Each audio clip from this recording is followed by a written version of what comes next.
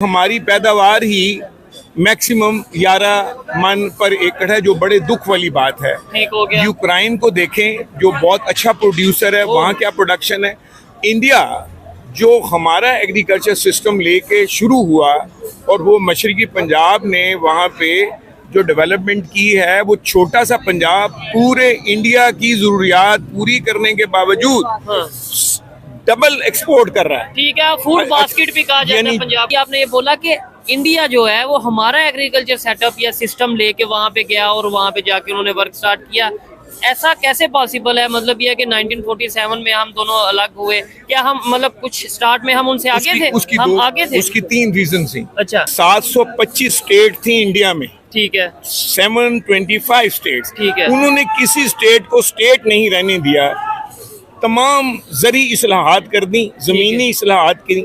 उससे क्या हुआ कि ज़मीन जो है वो छोटे छोटे टुकड़ों में चली गई। अच्छा, बड़ी होल्डिंग खत्म हो गई। ठीक है। मैं मिसाल देता हूँ कि अमिताभ बच्चन ने कितने साल हो गए 25 मुरब्बे खरीदे हुए हैं। अच्छा। आज तक इंतकाल नहीं हो सका। अच्छा, आज उनके तक नाम नहीं हो सके। अब चाइना यहाँ तक चला गया है कि एक एप्पल का दरख्त है, ठीक है, उस पे उन्होंने एवेल्युएट किया है कि हमने जेनेटिकली मॉडिफाइड इस तरह किया है कि इस पे 101 सेब लगेंगे, तो वो और उतने ही हर लगते। वेट का फर्ज किया 55 ग्राम होगा, तो वो 55 ग्राम ही होगा। और तो सोचे वो कहाँ चले गए जब तक हम बहुत दूर हैं। हमारी जो पर एकड़ पैदावार है वो बिल्कुल 30 मन 28 मन, अगर पिछले सालों का आप सर्वे उठाएं तो 27 से 30 मन आ रही है, जो कि बहुत कम है। कितने मन आ रही है पर एकड़? 27 से 30 मन, जो कि बहुत कम है। आप मेरे ख्याल से 11 एकड़ कह रहे हैं। जितनी भी हाइबरनाइज वर्ल्ड है, ये सेक्स के लिए बड़ी जोरदार है। लोग सांडे का तेल मलते हैं कि नहीं, खरीदते हैं कि नहीं। अच्छा, इसी तरह तो वो, क्योंकि इस्लाम थोड़ा सा ऐसी बेहयाई चीजों की प्रमोशन को मना करता है। लेकिन ये कि आबादी सबसे ज्यादा जो बच्चे पैदा करते हैं वो तो पाकिस्तान में ही हो रहे हैं। अगर इतने बच्चे हैं तो ये वो खाने के बाद तो ये 100 बच्चा कर देते हैं। फूड डिपार्टमेंट की आपको बेहतरीन मिसाल दे दूं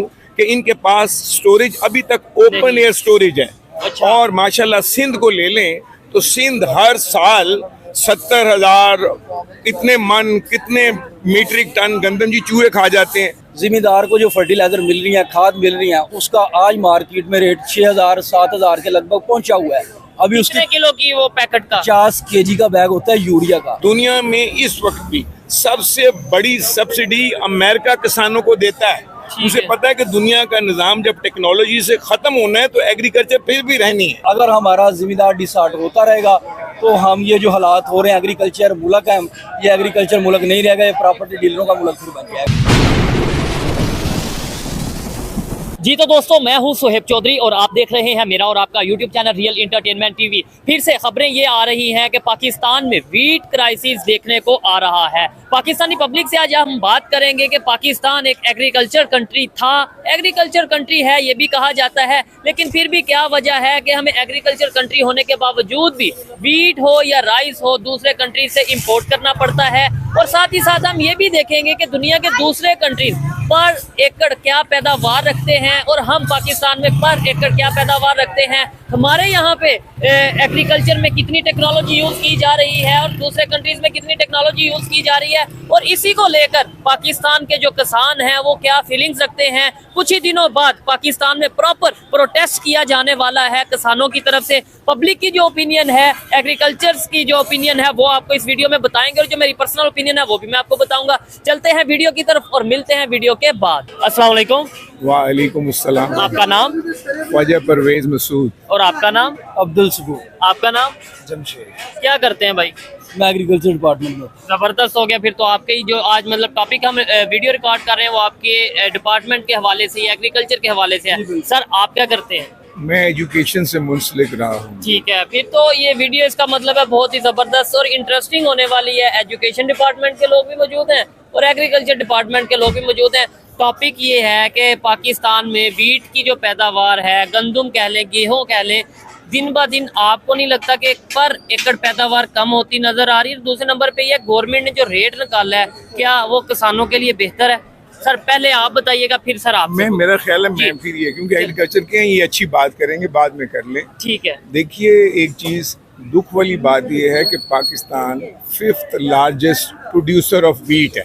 ठीक है। और ये सारा रीजन जो हमारा है ये वीट बेस्ड रीजन है कि इस पे लोग बेचारे जो इन्हिसार करते हैं अपने खाने का, मेन इंग्रेडिएंट जो वीट है। ऐसा ही है। दूसरी बात ये कि जहाँ तक आपने टेक्नोलॉजी की बात की और प्रोडक्शन की बात की, प्रोडक्शन में अभी तक हमने कहीं भी कोई टेक्नोलॉजी, जो हमारा एग्रीकल्चर डिपार्टमेंट है या इरिगेशन डिपार्टमेंट है, हमारे इस पे इतने काम करने की ज़रूरत है। इवन फूड डिपार्टमेंट, हमारे पास प्रॉपर स्टोरेज कोई नहीं, हमारे पास एग्रीकल्चर यूनिवर्सिटी जो है फैसलाबाद, इसको भरपूर फ़ायदा नहीं लिया गया, हमारे जो सेंटर हैं इसको प्रॉपर डेवलप नहीं किया गया। सो अभी ही कॉरपोरेट फार्मिंग में जो प्रोविंशियल गवर्नमेंट्स ने, आर्मी ने जो एक कॉन्सेप्ट दिया है कॉरपोरेट फार्मिंग, तो उस पे जो बेसिक लाइन रखी गई है वो है 11 मन पर एकड़। ये एक फार्मूला मुख्तस किया गया है, जो एक यूनिट ये 1000 एकड़ पे दे रहे हैं। ठीक है। अच्छा, अब ये यहाँ से पता चलता है कि हमारी पैदावार ही मैक्सिमम 11 मन पर एकड़ है, जो बड़े दुख वाली बात है। ठीक हो गया। यूक्रेन को देखें, जो बहुत अच्छा प्रोड्यूसर है, वहाँ क्या प्रोडक्शन है। इंडिया जो हमारा एग्रीकल्चर सिस्टम लेके शुरू हुआ और वो मशरकी पंजाब ने वहाँ पे जो डेवलपमेंट की है, वो छोटा सा पंजाब पूरे इंडिया की ज़रूरियात पूरी करने के बावजूद डबल एक्सपोर्ट कर रहा है। ठीक है, फूड बास्केट भी कहा जाता है पंजाब को। बेशुमार बेहतरीन बेसिक टेक्नोलॉजी है। ठीक है। वजह क्या थी कि उन्होंने ये किया कि जो पंजाबी था ऑल ओवर द इंडिया, उन्होंने पंजाबी ही इंस्टीट्यूट में एग्रीकल्चर में लगाए, और जो भी डायरेक्ट ट्रेड जो बनाए ज़्यादा से ज़्यादा वो पंजाबियों को बनाया, क्योंकि पंजाबी की गुठ में यानी एग्रीकल्चर है। अब यहाँ पे क्योंकि बेसिक टेक्नोलॉजी यूज़ ही नहीं की गई, फूड डिपार्टमेंट की आपको बेहतरीन मिसाल दे दूं कि इनके पास स्टोरेज अभी तक ओपन एयर स्टोरेज है। अच्छा। और माशाल्लाह सिंध को ले लें तो सिंध हर साल 70,000 इतने मन, कितने मीट्रिक टन गंदम जी चूहे खा जाते हैं। रीज़न क्या है कि स्टोरेज ऐसी गंदी मंदी है कि उनको मौका मिलता है कि वो उस पे अटैक कर सके। ठीक अब है। यहाँ पे जो इधर सर एक सवाल मैं जरूर पूछना चाहूंगा, आपने बीच में बात की, आपने ये बोला कि इंडिया जो है वो हमारा एग्रीकल्चर सेटअप या सिस्टम लेके वहाँ पे गया और वहाँ पे जाके उन्होंने वर्क स्टार्ट किया। ऐसा कैसे पॉसिबल है? मतलब ये है कि 1947 में हम दोनों अलग हुए, क्या हम मतलब कुछ स्टार्ट में हम उनसे आगे थे? हम आगे थे। उसकी 3 रीजन थी। अच्छा। 3 रीजन थी इंडिया की। सबसे पहले जब उन्होंने प्रायोरिटी बनाई, ठीक है, तो पहली प्रायोरिटी ये थी कि 725 स्टेट थी इंडिया में। ठीक है। 725 स्टेट्स। ठीक है। उन्होंने किसी स्टेट को स्टेट नहीं रहने दिया, तमाम ज़री इस्लाहात कर दी, ज़मीनी इस्लाहात की। उससे क्या हुआ कि ज़मीन जो है वो छोटे छोटे टुकड़ों में चली गई। अच्छा। बड़ी होल्डिंग खत्म हो गई। ठीक है। मैं मिसाल देता हूँ कि अमिताभ बच्चन ने कितने साल हो गए 25 मुरब्बे खरीदे हुए हैं, आज तक इंतकाल नहीं हो सका। अच्छा, आज उनके तक नाम नहीं हो सकी। वो री होल्डिंग इजाजत नहीं दे रहे कि यहाँ पे होल्डिंग हो। हमारे निज़ाम का सबसे बड़ा दुख ये है कि बड़ी होल्डिंग की वजह से केयर नहीं हो सकती। इसीलिए फौज ने भी सोचा कि एक अच्छा काम किया जाए कि कितने लाख एकड़ उन्होंने प्रोविंशियल गवर्नमेंट से लिए जो कब्जों में थी, और वो कॉर्पोरेट फार्मिंग को दे रहे हैं, और उस पे मैं छोटा मोटा काम कर रहा हूँ। जबरदस्त हो गया। कॉर्पोरेट फार्मिंग पे दे रहे हैं, इसलिए दे रहे हैं। साथ उन्होंने कहा है कि आप कॉर्पोरेट फार्मिंग एक बड़ा जो सरमाया छोटा मोटा मिलके हम उसको टोटल पैटर्नाइज करेंगे। टेक्नोलॉजी भी आपको देंगे, ठीक है, आपको बिजली प्रॉपर देंगे, पानी देंगे, आपको लेजर गाइड के साथ अगर वो करना है आपने, उसको आपने लेवलिंग करना है ताकि वाटर जो है कम से कम। एक सर चीज ये भी देखने में आती है कि हमारा शायद जो एग्रीकल्चर डिपार्टमेंट है या हमारी ये जो खेती बाड़ी की अगर बात करें, इसलिए थोड़ा सा इफेक्ट होती नजर आ रही है कि हम हाउसिंग सोसाइटीज की तरफ जाते नजर आ रहे हैं। ये एक और बड़ी दुख की बात, आपने ये बात की तो मैं आपको नहायत दुख की बात बताता हूँ। वो ये कि दुनिया जहाँ में कंस्ट्रक्शन जो है उसका जो कॉन्सेप्ट है वो वर्टिकल है। ठीक है। कि जमीन को ज्यादा से ज्यादा बचाया जाए। वर्टिकल कंस्ट्रक्शन से मुराद है हाई राइज। पाकिस्तान वाहिद मुल्क है जिन्होंने यानी लेवल लैंड को काउंटोर में बदला है। यानी दुनिया में जो काउंटोर हैं उसको करके लेवल किया जाए, और लेवल करने के बाद वाटर कम होगा, खर्च होगा, प्रोडक्शन ज्यादा अच्छी आएगी, पानी इक्वलाइज होगा, एक जगह तरह से मिलेगी। एक और चीज है, हमारे यहाँ अभी तक जीएम जेनेटिक मॉडिफिकेशन कल्चर आया नहीं। अच्छा। दुनिया जहां में इस वक्त जो कल्चर है वो जेनेटिक मॉडिफिकेशन कल्चर, ये क्या चीज है? जेनेटिक मॉडिफिकेशन कल्चर है कि आप एक टॉपिक है क्वालिटी ऑफ लाइफ का इस सदी का, उसको कहते हैं कि identification of characterization of deoxyribonucleic acid. ठीक है। जो राइबोन्यूक्लिक एसिड है उस एक लैडर होती है जिसपे हमारे सारे कैरेक्टर जो होते हैं उस पे प्रिंट होते हैं। ठीक है। इसी तरह पौधे के अंदर भी कैरेक्टराइजेशन है। लेकिन सर आप माजरत के साथ कि ये जो चीजें आप बोल रहे हैं ये हमारे किसान जो उनसे हैं, हमारे देहातों में जो हमारे एग्रीकल्चर इस फील्ड से बिलोंग करते हैं, उन्हें इन चीजों का पता मैं होगा। और को सिंप्लीफाई कर नहीं पता, तो ज्यादा को ये नहीं पता। main नहीं तो- नहीं हाँ। बताया नहीं ना जाता। हाँ। ये जो यहाँ एग्रीकल्चर में यूनिवर्सिटी में बैठे हैं, मैं आपको छोड़ इसको सिंप्लीफाई कर दूं। सिंप्लीफाई ये जेनेटिक मॉडिफिकेशन ये है कि आपने एक पौधा लगाना है कि मैक्सिमम फल लेना है। ठीक है। आपने एक सेब का पौधा पाकिस्तान से लिया, एक सेब का पौधा आपने चाइना से लिया, एक ने यूरोप का लिया। आपने उन सारी चीजों से जो कैरेक्टर है, जो कैरेक्टर अच्छे कैरेक्टर क्योंकि आइडेंटिफाई कर लिए, अच्छा कैरेक्टर उसमें इम्पोज करना ठीक है। है। अब चाइना यहाँ तक चला गया है कि एक एप्पल का दरख्त है, ठीक है। उस पे उन्होंने एवेल्युएट किया है कि हमने जेनेटिकली मॉडिफाइड इस तरह किया है कि इस पे 101 सेब लगेंगे तो वो उतना और ही हर लगते। वेट का फंस गया 55 ग्राम होगा, तो वो 55 ग्राम ही होगा। और तो सोचे वो कहाँ चले गए जब तक हम बहुत दूर हैं। ठीक है। अच्छा सर, मजीद भी आपसे जरूर, मुझे बड़ा अच्छा लगा कि जैसे एजुकेशन डिपार्टमेंट से बिलोंग करते हैं लेकिन बहुत ही बेहतर तरीके से इन्होंने जो है वो गाइड किया, बताया।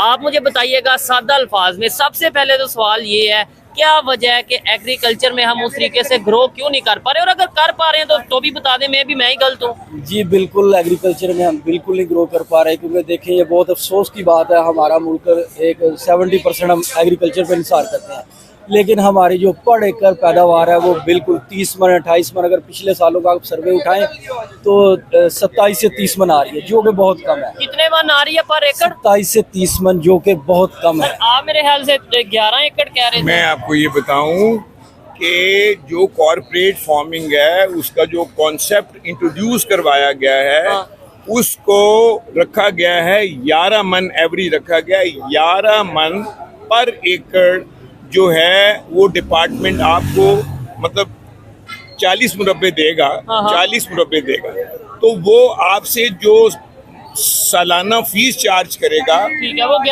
11 मन या उसके इक्वल प्राइस होगी। ठीक होगी। अब वो असल मामला ये है कि एक किस्म का मैं पैरामीटर बताया है, ये गवर्नमेंट का पैरामीटर है। जब ठीक है। गवर्नमेंट का पैरामीटर है तो एवरेज डिफरेंट होती होगी ना, कहीं 15 है, कहीं 18 है, कहीं 20 है। ठीक है। तो ये मुराद ये है। हमारी पैदावार की मेन वजूहात यही है कि हमारा मतलब कि टेक्नोलॉजी बिल्कुल नहीं इस्तेमाल की जा रही, चीज़ ये है। प्रॉपर फर्टिलाइजर इस्तेमाल बिल्कुल नहीं की जाए।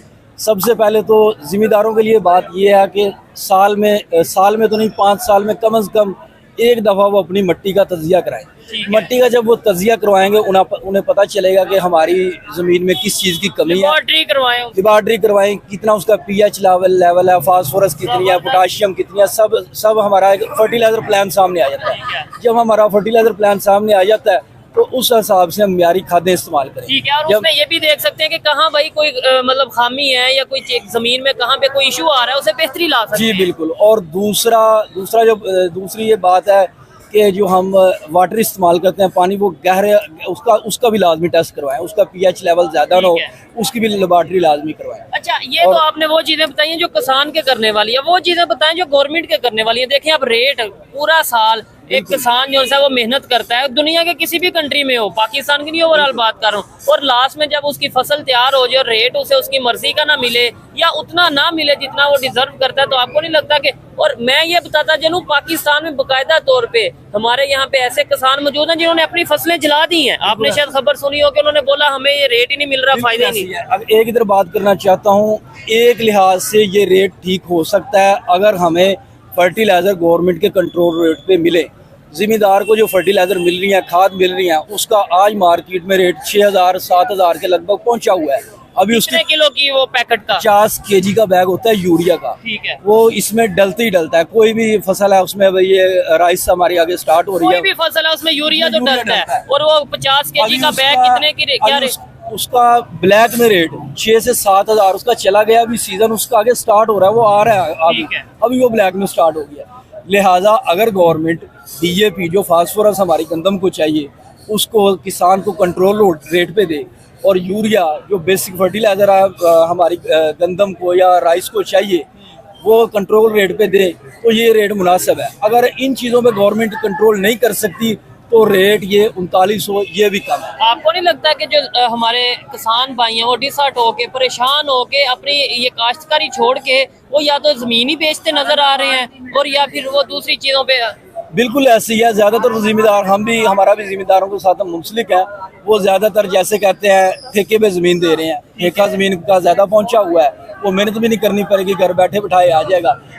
अगर हमारा जिम्मेदार डिसहार्ट होता रहेगा तो हम ये जो हालात हो रहे हैं, एग्रीकल्चर मुल्क है, ये एग्रीकल्चर मुल्क नहीं रहेगा, ये प्रॉपर्टी डीलरों का मुल्क फिर बन जाएगा। ठीक है। एक और अच्छा चीज़ सर, ये भाई की बात बड़ी मैं छोटी सी इनको कंक्लूड करें, इन्हें तो एलेबोरेट ज्यादा कर दिया। ठीक है, इसे कहते हैं इनपुट कॉस्ट। ठीक है। जैसे इंडस्ट्री क्लोजर क्यों हुआ है, इनपुट कॉस्ट जो है, जो प्रोडक्शन के लिए एंड पे उसकी कॉस्ट इंक्लूड करती हैं, वो बहुत ज्यादा बढ़ गई हैं। उसमें सिर्फ खाद ही नहीं है, जो पानी कॉस्ट बढ़ता है बिजली का, वो भी बढ़ जाएगा।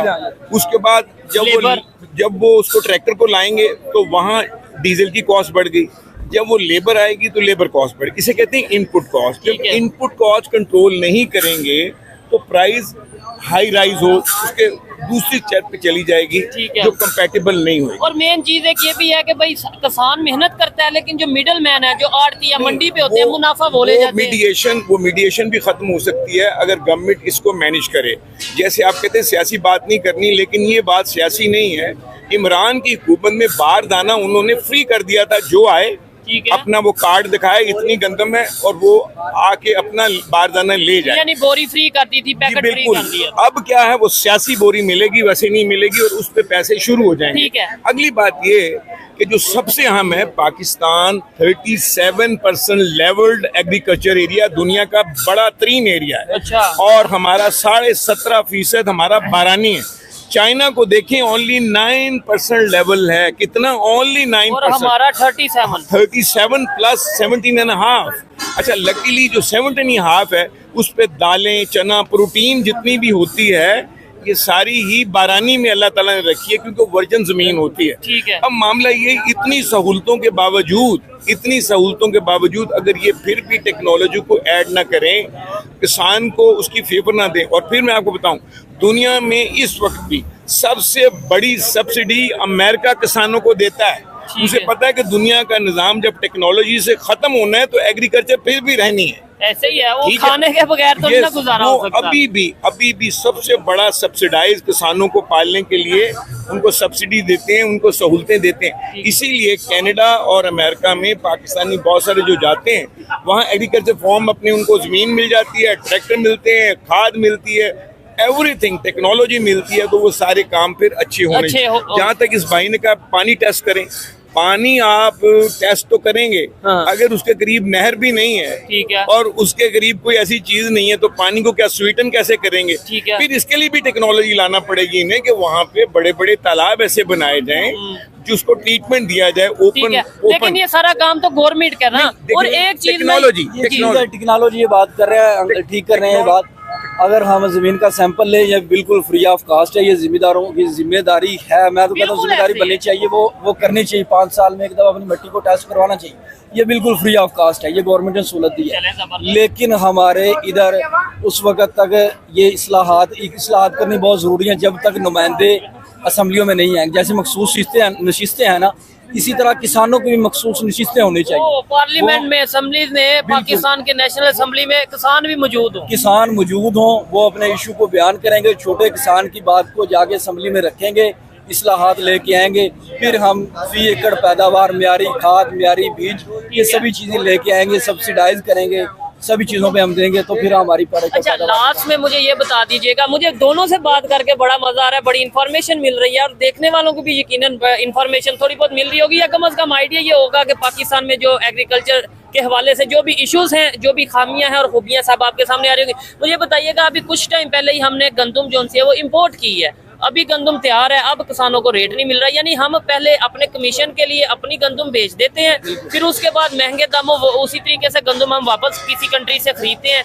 ये भी एक बड़ा फैक्टर नहीं है, बड़ा इशू नहीं है? ये जिम्मेदारों के लिए बहुत बड़ा उनके ऊपर जुल्म है।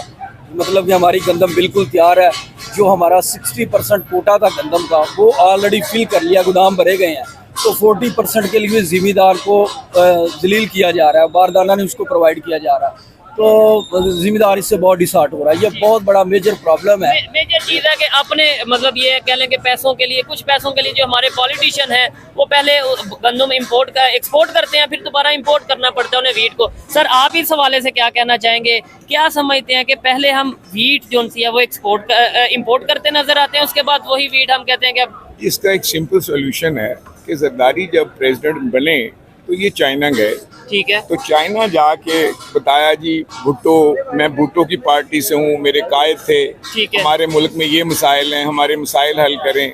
उन्होंने एक चीज़ इनसे कही कि हम आपका हर तरह का मसला हल कर सकते हैं, हर मसला हल कर सकते हैं, ठीक है, लेकिन एक चीज़ करें, एक हमारी बात मान लें।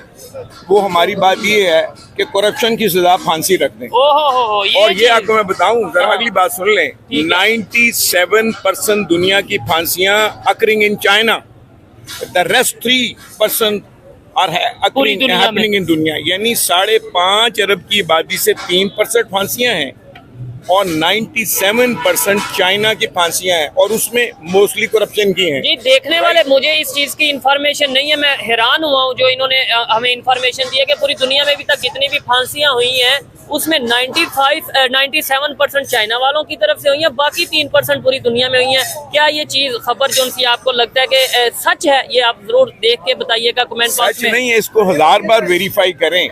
इसीलिए उन्होंने देखा कि रेप्टाइल खाने वाली कौम है, चाइनी रेप्टाइल वो होते हैं जो हाइबरनाइज्ड बर्ड, जो लिजर्ड, सैलमांडर्स और ये चीजें सारी खाते हैं, स्नेक्स वगैरह, ये सारे जो है ना हाइबरनाइज्ड बर्ड है कि तख्लियाती कौम है, यानी रिक्रिएशन है, इसमें जहन बहुत तेज होता है।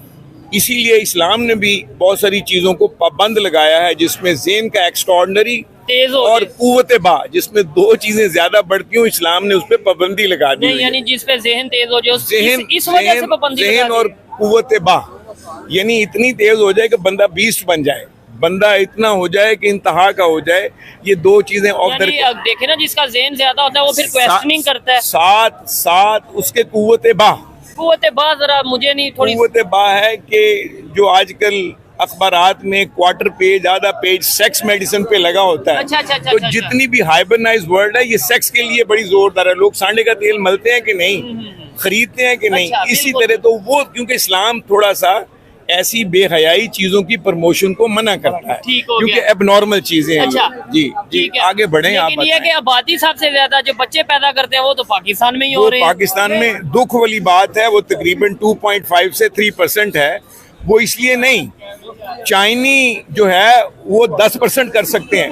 उन्होंने सारी उम्र इस पे पाबंदी लगा दी थी कि आबादी के प्रोपोर्शनेट पे पहले 1 बच्चा अलाउड था, अब 2 बच्चे अलाउड। लेकिन ये कि आपने बोला ना कि ये चीजें जो इस्लाम में इस तरीके से नहीं है या नहीं, इनके रोकता है, लेकिन मुसलमानों के बच्चे ज्यादा नहीं होते।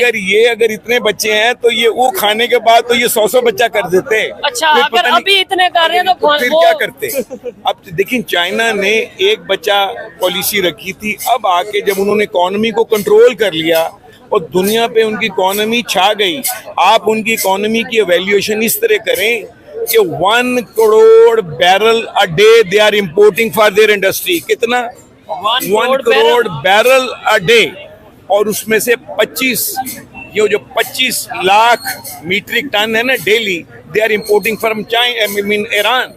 आप उससे उनकी इंडस्ट्री का वॉल्यूम देखें। दूसरी बात ये कहूँ, उनकी ट्रैफिक जो है ग्वांजू और शंघाई की ट्रैफिक देखें तो वहाँ आपको जहाज की ट्रैफिक में दिक्कत आती है, यानी इतनी ज्यादा हैवी लोडेड है ये सारी ट्रैफिक, बड़ी हैवी लोडेड है। रीजन क्या है? उनकी हर तरह की तरक्की है, उनकी प्रोडक्शन है वो थोड़ा मतलब ये है कि टेक्नोलॉजी की तरफ काफी वर्क करते हैं। अच्छा, लास्ट में ये क्वेश्चन मुझे जरूर बताइएगा, क्या समझते हैं जो हमारी पर एकड़ पैदावार है 37 राउंड बोट आपने बताया 35, 37, 40 कर ले 27 to 30 27 to 30। You have अच्छा, it. दूसरे कंट्रीज में अगर नेबर कंट्री की बात करें, दूसरे कंट्रीज में क्या पैदावार है पर एकड़? उनकी ज़्यादा हमसे, जैसे आप रशिया की मिसाल लें, रशिया और अमेरिका, उनकी बहुत ज़्यादा फिगर मुझे आइडिया नहीं है फिगर उनका कितना। रशिया और अमेरिका बिग एक्सपोर्टर हैं इसके वीट के खासकर, तो लिहाजा हम भी अपनी पैदावार और अफगानिस्तान, ये इंडिया,